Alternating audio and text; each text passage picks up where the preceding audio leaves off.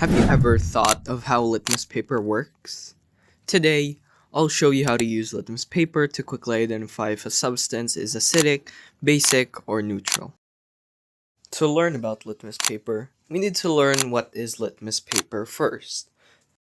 Litmus paper is a pH-sensitive indicator used to quickly determine if a substance is acidic or basic. There are many other indicators too, like pH strips and the universal pH detector.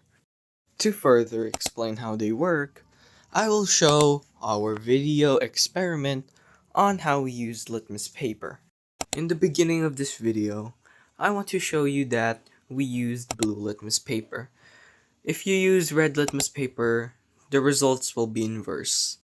Also, one thing I want to add is that the substances you see in our video is in the cup A we have vinegar, B is lemon juice, C is baking soda solution, D is soap solution, E is saline solution, and F is drinking water. First, we have vinegar.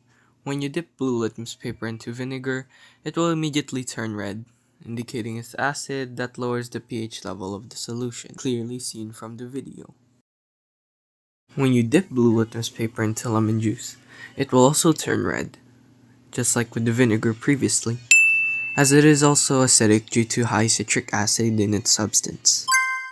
When you dip blue litmus paper into a baking soda solution, it will stay blue as baking soda is basic, or in other words, a alkaline.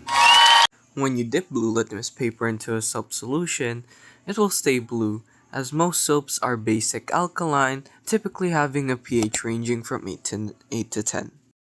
When you dip blue litmus paper into a standard saline solution, it will stay blue.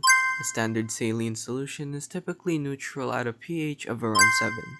When you dip blue litmus paper into standard drinking water, it will stay blue, as most drinking water is designed to be natural, though it can sometimes be slightly acidic or basic depending on the source and minerals.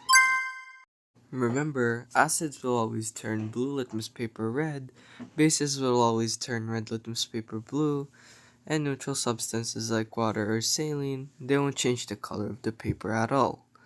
To recap our results, vinegar and lemon juice are acidic, so our blue litmus turned red.